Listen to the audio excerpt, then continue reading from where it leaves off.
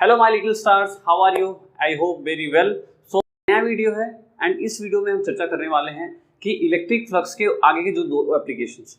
देखो इसके पहले वाला जो वीडियो हुआ था 06, उसके अंदर हमने बात किया था कि गॉस लॉ क्या होता है और गॉस लॉ से रिलेटेड आपका जो वायर होता है, वायर पे इलेक्ट्रिकल यूनिफॉर्मली डिस्ट्रीब्यूटेड चार्ज है, उस पर क्या इलेक्ट्रिक फील्ड की वैल्यू जनरेट होती थी।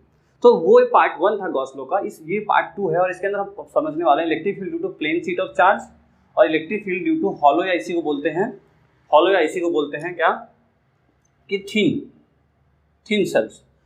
Electric field due to hollow spheres या थिन स्फीयर्स। तो ये सारी बातें हम डिस्कस आज करने वाले हैं। तो काफ़ी इंटरेस्टिंग है, काफ़ी इंपॉर्टेंट है ये टॉपिक, क्योंकि आपके बोर्ड्स में 3 नंबर 4 नंबर के अंदर डेरिवेशन पूछा जाता है और आपके नीट जेडब्ल्यू में इसके कंसेप्ट से क्वेश्चन कई सारे आते हैं। तो आपको करना क्या है, आपको एक अच्छा नोटबुक बनानी है और नोटबुक के अंदर एक अच्छे नोट्स बनाने हैं और नोट्स के अंदर कंप्लीट डेरिवेशन को अच्छे से समझ के लिखना है। ठीक है, अगर आपको अच्छे मार्क्स गेन करने हैं तो ठीक है। मार्क्स गेन करने के लिए एक ही बेसिक फंडा है, आपको अच्छे नोट्स बनाने चाहिए और खुद से बनाने चाहिए। Self preparation notes is the best notes in the universe. दुनिया में कितनी भी अच्छा टीचर क्यों ना पढ़ा ले, अगर आपने खुद से प्रिपेयर किया नोट्स और खुद से आप पढ़ा सकते हो, मतलब खुद से आप पढ़ सकते हो, तो वो सबसे बेस्ट तरीका है पढ़ने का। ओके, तो चलो स्टार्ट करने से पहले थोड़ा सा हम बेसिक बातें कर लेते हैं। इसके पहले वाले जो लेक्चर है 06 के अंदर हमने जो बातें की थी, क्योंकि अगर आप वो समझ पाओगे तभी इस पर कनेक्ट कर पाओगे। तो देखो, सबसे पहले हमने बात की थी फ्लक्स की, फाई ई। इलेक्ट्रिक फ्लक्स इसकी वैल्यू होती थी E dot E.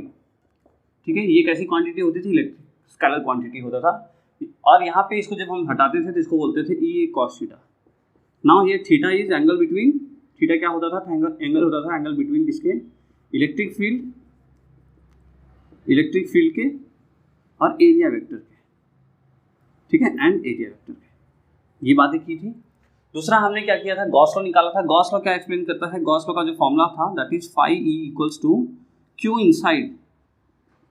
Inside upon आपका क्या था? Q inside, Gauss law that is Q inside upon epsilon naught, Q inside upon epsilon naught, ये बात की थी। और ये कंप्लीट ये वैलिड था, it is valid only for close body या क्लोज सरफेस।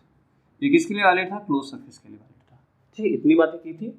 और क्या बात है, ये चीज़ हम यहाँ यूज करेंगे दोनों में, थोड़ा ध्यान रखना है। अच्छा, और क्या बातें की हमने? लास्ट में इलेक्ट्रिक फील्ड निकाला था that is equal to lambda upon 2 pi epsilon naught R. ये हमने एक डेरिवेशन किया था, काफ़ी इंपॉर्टेंट डेरिवेशन है और इसके लिए भी हम स्टेटमेंट वगैरह भी पढ़ के रखे हैं, इसके लिए भी हमने स्टेटमेंट पढ़ा था। तो काफ़ी इंपॉर्टेंट था ये पार्ट 1 था। और ये हम जो अब बनाने जा रहे हैं that is part 2, that is your part 2। इसके पहले हमने पार्ट 1 शूट किया था। ठीक है, तो आप लोगों को करना क्या है, इसको पहले समझ लेना है। एक बार समझ लोगे तो ज़्यादा अच्छा लगेगा समझने। बाकी मैं पूरी कोशिश करूँगा इसको बगैर इसको समझे भी आपको समझा सकूँ। क्लियर? आप ये सारी चीज़ों को पढ़ना चाहते हो, डिटेल में पढ़ना चाहते हो, तो आप जाकर मैं डिस्क्रिप्शन में लिंक डाल दूंगा, आप वहाँ जाके वीडियो को ओपन करके देख सकते हो, या तो प्लेलिस्ट के अंदर भी वीडियो आपको मिल जाएगी। ठीक है, तो चलिए स्टार्ट करते हैं जल्दी, बगैर टाइम को वेस्ट किए। आप लोग मुझे जानते हो, मेरा नाम Abhishek Mishra and welcome to our channel scholar tutors. Let's start. Okay, तो देखो, जैसे मैंने हेडिंग डाला electric field due to plane sheet of charge. सबसे पहले क्या बनाना है आपको? एक प्लेन। ठीक है, प्लेन बनाना है, तो हमने एक प्लेन बना देना है। एक ऐसे प्लेन बना देते हैं, एक प्लेन बना दिया। ठीक है, और सब में क्या है? चार्ज ऐसे डिस्ट्रीब्यूटेड है, क्या इस पर ऐसा चार्ज फैला हुआ है। अच्छा, अब हमें क्या बनाना होगा? ठीक है, पहले सब लिखो, let us consider a plane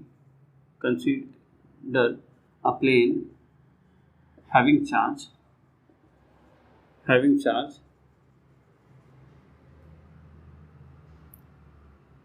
ठीक है, having charge distributed uniformly,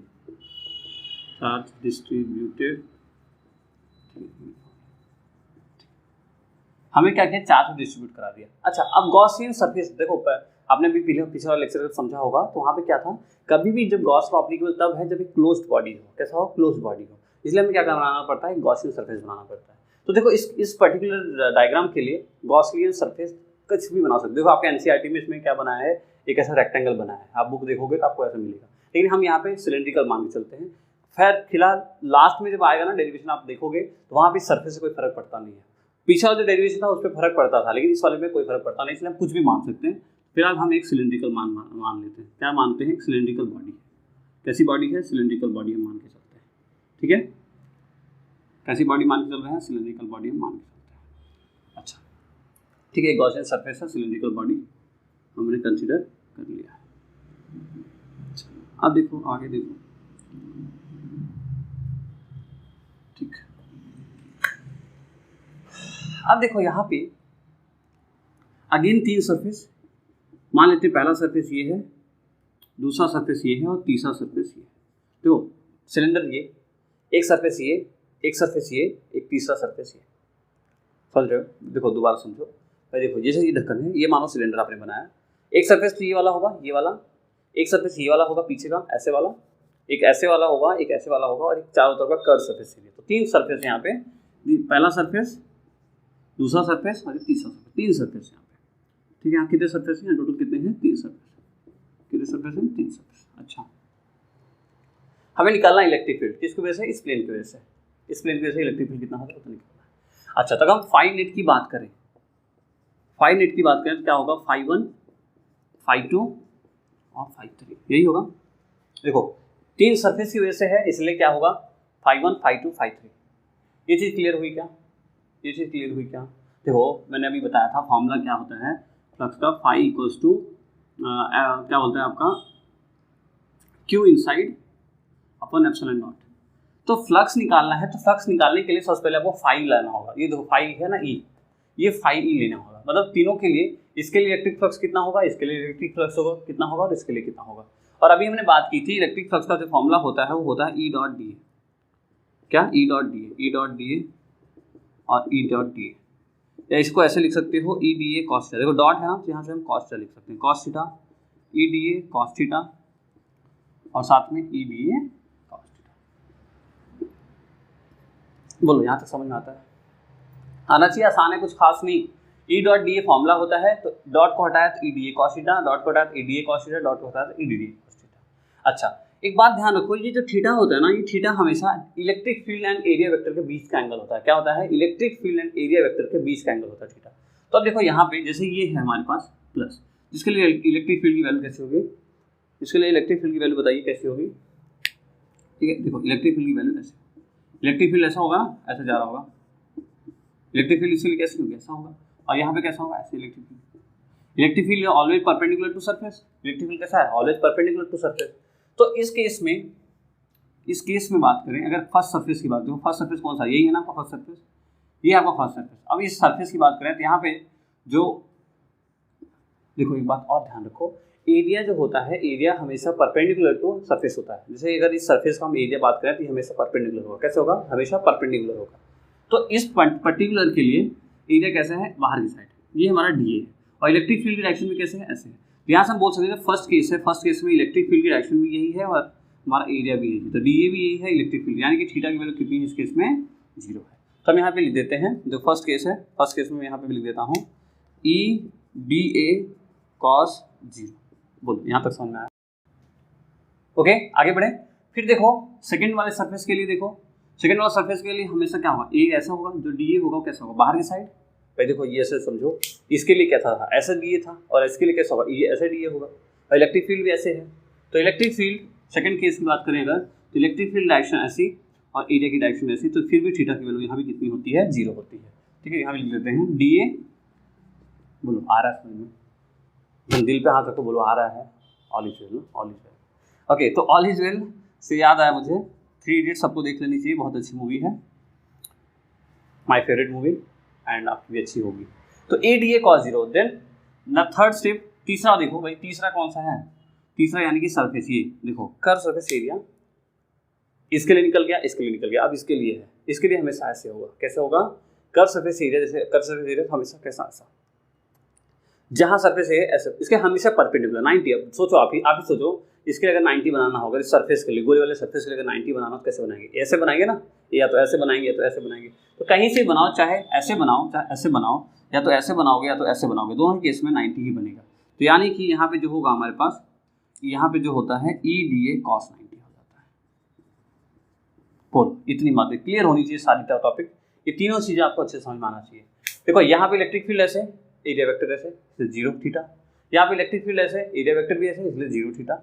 यहाँ पे इलेक्ट्रिक फील्ड ऐसे और एरिया वेक्टर ऐसे, सॉरी एरिया वेक्टर ऐसे, इलेक्ट्रिक फील्ड ऐसे, एरिया वेक्टर ऐसे, इलेक्ट्रिक फील्ड ऐसे, एरिया वेक्टर ऐसे, इलेक्ट्रिक फील्ड ऐसे। तो इसके बीच में क्या है? 90। अब देखो ये भाई साहब तो हो गए 0, काहे 0 हो गए?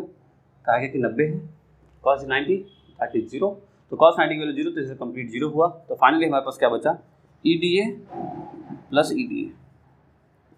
EDA मिलके बन गया 2EDA। क्या मिलके बन गया? फाई नेट की जो value I that is 2EDA। क्या आया? 2EDA। क्या आया? 2EDA।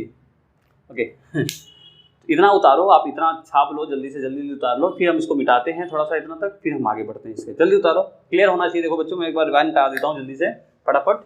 एक हमने चार्ज लिया, प्लेन शीट ली, प्लेन शीट के लिए हमने गॉसियन सरफेस सिलेंडर माना, चाहे आप रेक्टेंगल मान लो, कोई फर्क नहीं पड़ता, आपकी किताब में रेक्टेंगल दिया है, ठीक है। लास्ट में आप देखोगे इसको कोई फर्क नहीं पड़ता, इसके कोई भी शेप ले लो आप, कोई फर्क पड़ता नहीं। तो फिलहाल हमने 3 सेक्शन लिया, 1 सेक्शन 2 सेक्शन। देखो हमने पीछे वाला जो डेरिवेशन था जो मतलब वायर के लिए किया था वो उसी बेस पे किया है, सिलिंड्रिकल बेस पे, इसलिए हमने ऐसा मान लिया। चाहो तो आप यहाँ पे रेक्टेंगल लेके करोगे बच्चों, 100% सही आंसर आएगा, कोई गड़बड़ी नहीं है, ठीक है। कहीं मत किसी को मत बोल देना कि सर हमें ऐसा नहीं ऐसा ही लेना है, ऐसा लेना जरूरी नहीं, जो मर्जी आपका ले वो, क्योंकि क्या होगा फाइनली कुछ फर्क पड़ता नहीं है। ओके 3 सेक्शन था, पहला सेक्शन, दूसरा सेक्शन, तीसरा section. Electric field area vector same direction में, electric field area vector same direction में, area vector electric field perpendicular. तो ए हो गया, दूसरा 0 हो गया, 90 हो गया, that is 0 and EDA that मिलके 2EDA। इतना छापो પછી आगे बढ़े जल्दी। ओके अब देखो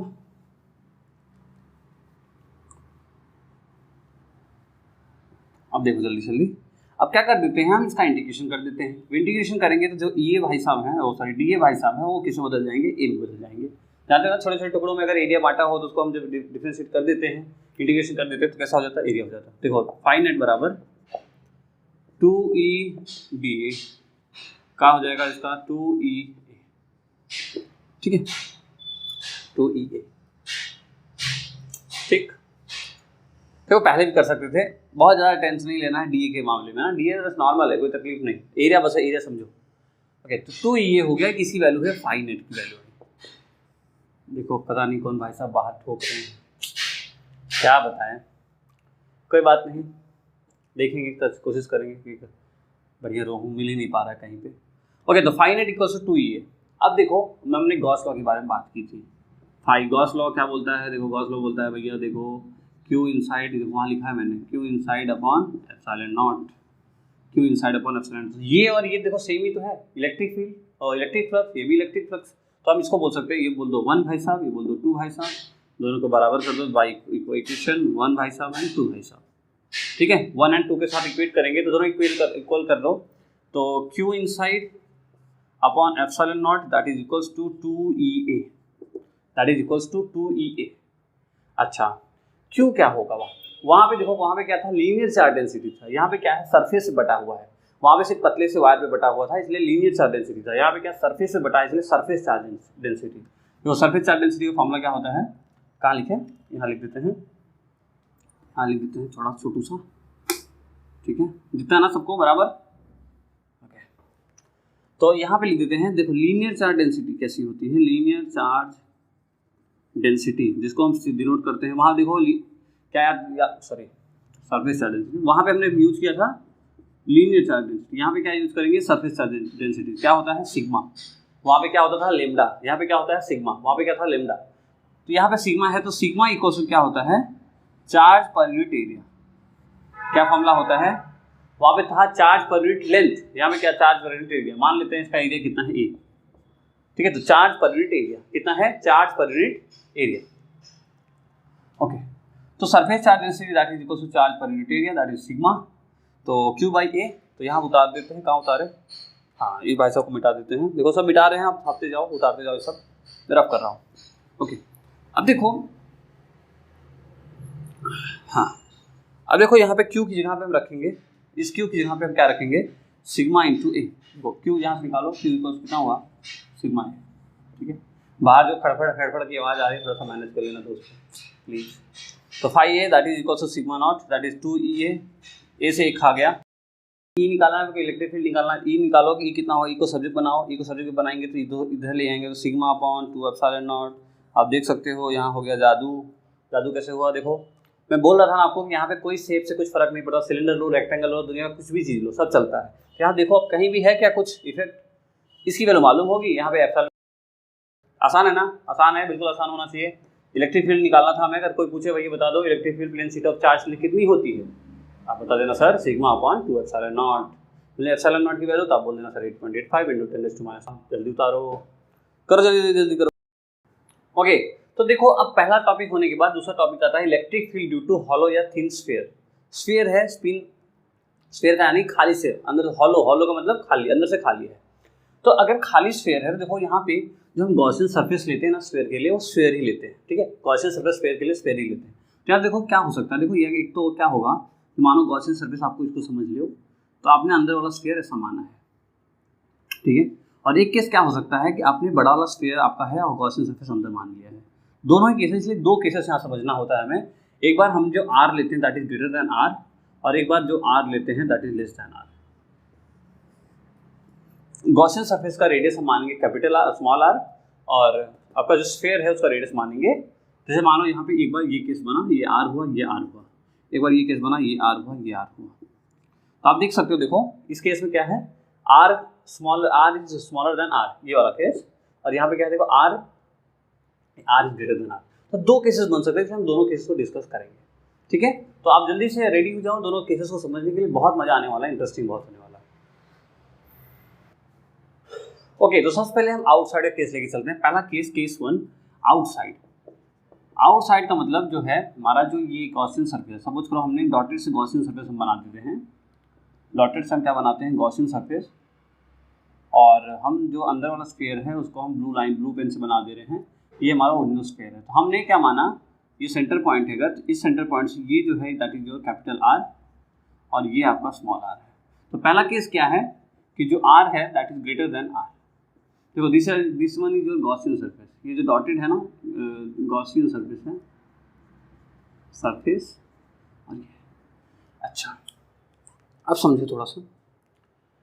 तो इस केस में कैसे इलेक्ट्रिक फील्ड हमें कैलकुलेट करनी है, तो हमारा मेन काम क्या है, हमें इलेक्ट्रिक फील्ड निकालनी है इस केस के लिए। अच्छा, तो सबसे पहले देखो इलेक्ट्रिक फील्ड निकालना है तो फ्लक्स से आना होता है। फ्लक्स का फॉर्मूला क्या होता है, E.D। इसको सॉल्व करते हैं तो क्या होता है, EDA cos थीटा। थीटा क्या होता है, theta is the angle between electric field and area vector. तो अब देखो यहाँ पे ये चार्ज है, अगर मान लो ये चार्ज है, इसके ऊपर ऐसे डिस्ट्रीब्यूटेड है, चार्ज कैसे है, ऐसे इसके ऊपर डिस्ट्रीब्यूटेड है, ये चार्ज कैसे इसके ऊपर डिस्ट्रीब्यूटेड है। अब इस चार्ज में ऐसे इलेक्ट्रिक फील्ड ऐसे होगी, बाहर की साइड इलेक्ट्रिक फील्ड ऐसे होगी, और हम सपोज करेंगे कि जो इलेक्ट्रिक फील्ड और एरिया वेक्टर, जो हम एरिया वेक्टर लेंगे इसमें, वो भी बाहर की साइड होगा और इसी किसी पॉइंट पे होगा। तो यहाँ पे इलेक्ट्रिक फील्ड ये हो गया और एरिया वेक्टर भी, मतलब एरिया वेक्टर और इलेक्ट्रिक फील्ड में जो एंगल होगा दैट इज ऑलवेज थीटा, हम कंसिडर करके चलेंगे जैसे हमने पहले माना था। जब हम गॉस लॉ प्रूव कर रहे थे तो हम ऐसा ही मान के चले थे, लेकिन इसके पहले वाला लेक्चर 06 में, ठीक है। तो ऐसा ही मान के चलेंगे, इलेक्ट्रिक फील्ड और जो एरिया वेक्टर है वो सेम डायरेक्शन में, इससे हमारा काम आसान हो गया। देखो यहाँ 0 हो जाएगा तो ये हट जाएगा, 90 करोगे तो 0 हो जाएगा, तो हमें ऐसा नहीं चाहिए, हमें क्या चाहिए, 0 हो जाए। और वैसे भी इलेक्ट्रिक फ्लक्स क्या कहता है कि number of field line passing perpendicular to a plane surface, perpendicular plane surface से पास हो रहा हो ऐसी फील्ड लाइन को कंसिडर करनी है। तो हमने इलेक्ट्रिक फील्ड और आपका एरिया वेक्टर कैसा ले लिया, 0 वाला ले लिया। अच्छा चलो ले लिया, तो यहाँ पे बन गया EDA, तो दैट इज फाई E। ठीक है, यहाँ तक ठीक है। अच्छा, फ्लक्स के लिए फॉर्मूला क्या है आपको पता है, phi equals to Q inside upon epsilon naught. देखो उससे आसान है ये, अभी जो हमने पहले किया है इससे आसान है ये, तो दोनों कंपेयर कर देते हैं। तो कंपेयर करो, तनी कंपेयर करो बबुआ, तनी करो। देखो ये फाई दोनों बराबर करेंगे तो ये हुआ Q inside upon epsilon naught that is equals to EDA, बना EDA। अभी Q इनसाइड क्या होगा, वहाँ तो था सरफेस चार्ज डेंसिटी, यहाँ भी देखो सरफेस पे तो डिस्ट्रीब्यूटेड है, कैसा डिस्ट्रीब्यूटेड, सरफेस पे ही डिस्ट्रीब्यूटेड है, यानी कि यहाँ भी कैसा होगा, सरफेस चार्ज डेंसिटी। तो दैट इज क्या होता है formula, sigma upon sigma equals to Q/A। सबको पता है, बिल्कुल पता है, Q equals to sigma into A, Q equals to sigma into A. उतारो, कहाँ लिखे, यहीं पे लिखें, Q equals to sigma A epsilon naught EDA। क्या है फॉर्मूला, क्या होता है, स्फीयर का सरफेस एरिया, बताओ जल्दी बताओ, पढ़ा है 10th में पढ़ा है ना, बताओ जल्दी बताओ। हमारे एक सर थे, पहले थोड़ी बातें करते ना, हमारे एक सर थे, वो हम लोग को ऐसे बोलते थे, बताओ जल्दी बताओ, एक खड़े हो जाओ तुम, जल्दी बताओ जब हम पढ़ते थे तब, तो बहुत हंसी आती थी। फिलहाल तो DA यानी कि एरिया, यहाँ पे एरिया कितना होगा बताओ, एरिया यानी कि सरफेस एरिया किसका, किसी भी स्फीयर का सरफेस एरिया होता है 4πr²। क्या होता है, 4πr²। तो अब हम जो देखो यहाँ पे जो हमारे पास ये जो होगा ना एरिया, कौन किसका एरिया ले रहे हैं हम किसका एरिया ले रहे हैं, इस पूरे का, इसका गॉसियन सरफेस का एरिया ले रहे हैं ना, गॉसियन सरफेस एरिया का, यानी कि यहाँ पे कितना होगा ई, इसका रेडियस कितना है r, तो ई 4 पाई r स्क्वायर। बोलो बच्चों लोग समझ में आया?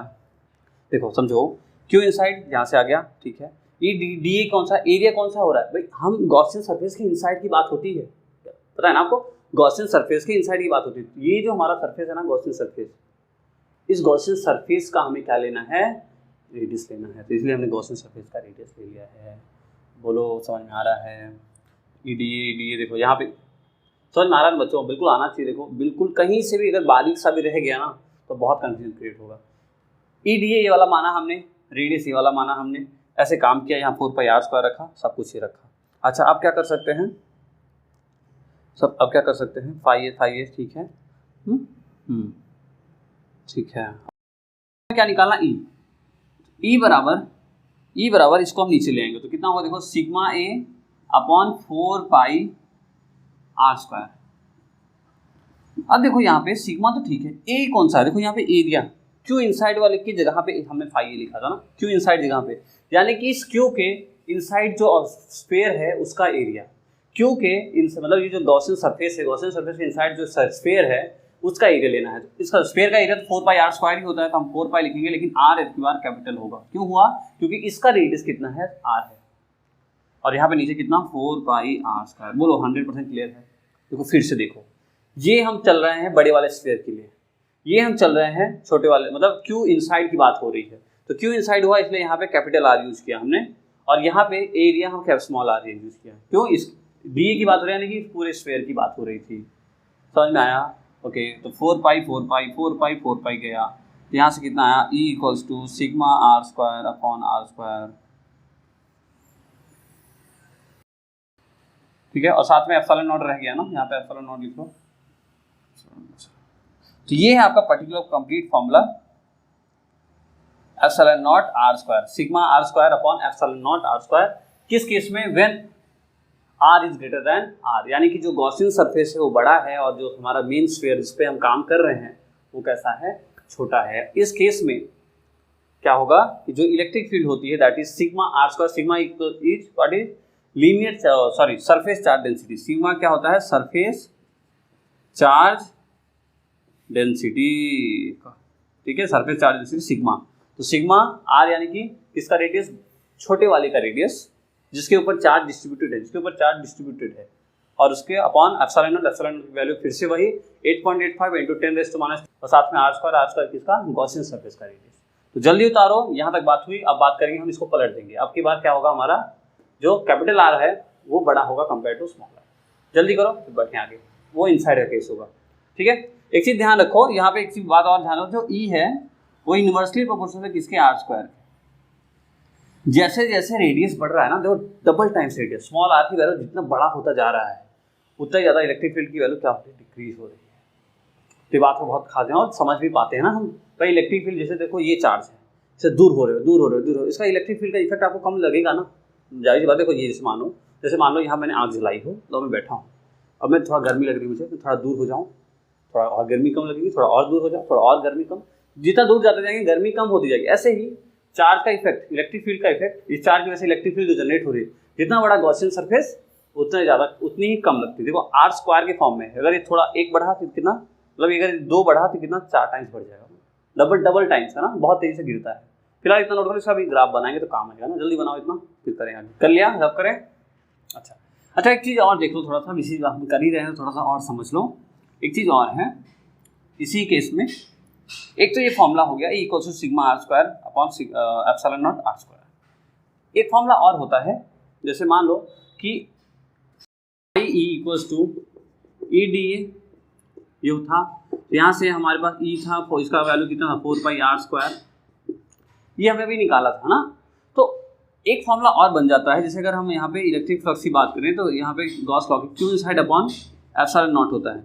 अब देखो यहाँ पे जो ये Q इनसाइड है, इसके इस जगह पे हम ये वैल्यू रख देते हैं, तो E इंटू 4 पाई r स्क्वायर, जो वहाँ कर रहे थे वही सारी चीज़ें। Q इनसाइड जगह जैसे देखो ये Q है पूरा, इसके अंदर हम मान लेते हैं इसके ऊपर चार्ज है वो डिस्ट्रीब्यूशन है Q, मान लो से कोई वैल्यू दिया है, बोला है, मान लो से बोल दिया है कि 5 कूलम का चार्ज पूरे स्फीयर पे डिस्ट्रीब्यूटेड है। सपोज करो ऐसा बोला कि 5 कूलम का चार्ज, 10 कूलम का चार्ज पूरे स्फीयर पे क्या है, डिस्ट्रीब्यूटेड है।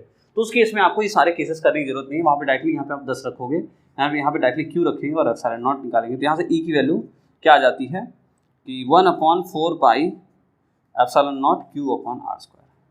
तो ये भी एक फॉर्मूला है, ये भी एक फॉर्मूला होता है। तो ये भी फॉर्मूला है, ये भी फॉर्मूला है, दोनों फॉर्मूला आप नोट करके रखोगे। तो दोनों में देखो ई क्या है, इनवर्सली प्रोपोर्शनल 1/r स्क्वायर के।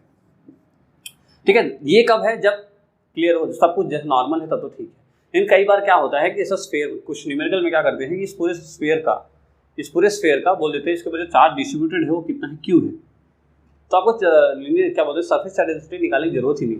तो डायरेक्टली क्यू की वैल्यू रखो, यहाँ पे क्यू रखो, एप्सिलॉन नॉट रखो, यहाँ ई की value 1/4 pi epsilon naught Q upon R square से कैलकुलेट कर दोगे। क्लियर है, जल्दी उतारो, फिर हम बढ़ते हैं इनसाइड वाले केस पे। Okay, now case 2। केस 2 के अंदर हम बात करेंगे कि ये इनसाइड केस है और इस केस में जो है हमारे पास वहाँ पे क्या था, आर बड़ा था, यहाँ पे कैपिटल आर बड़ा है किससे, स्मॉल आर से।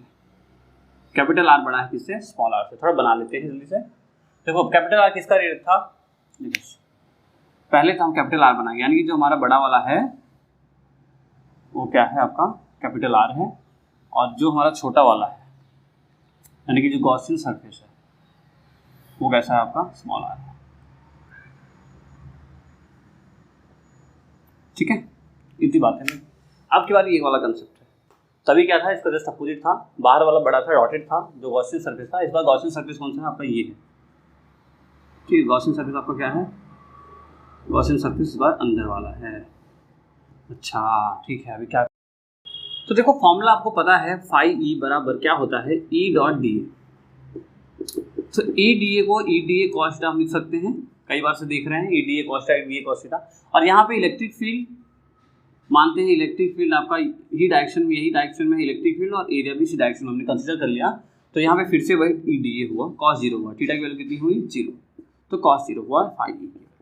अच्छा ये तो चलो ठीक है, और यहाँ पे इंडिकेट कर देंगे बोथ साइड, तो यहाँ पे फाई की मिल गया हमें ई, और ठीक है जैसे जो वहाँ कर रहे थे वही यहाँ कर रहे हैं।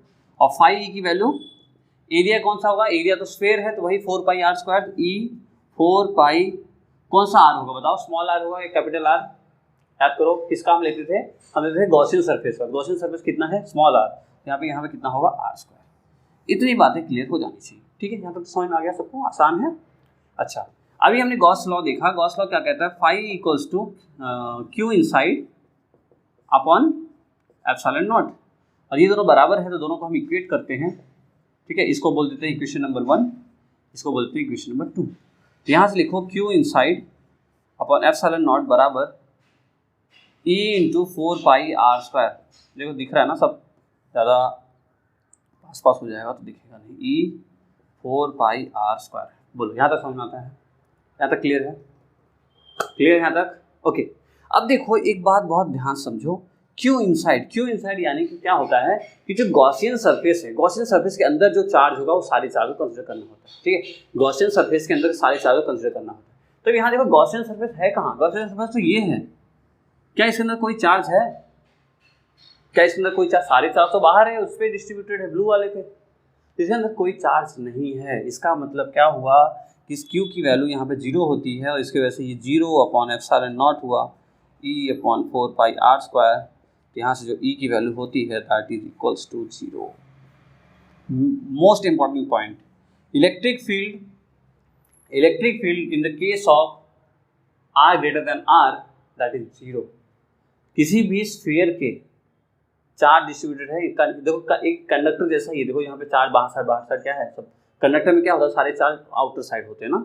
तो किसी भी कंडक्टर के लिए जो इलेक्ट्रिक फील्ड होती है inside conductor that is always 0। बहुत इंपॉर्टेंट पॉइंट है, कई बार एग्जाम में पॉइंट आता है, ये आप नोट करो। देखो ध्यान से समझो फिर से, क्यों इनसाइड क्यों 0 हुआ, ये 0 क्यों हुआ, क्योंकि देखो जो हमारे पास क्या होता है, गॉस लॉ क्या कहता है, जो हमारा स्फीयर है, जो हमारा सरफेस है उसके अंदर के जो चार्ज है उसको कंसिडर करना होता है, Q inside upon epsilon not formula होता है।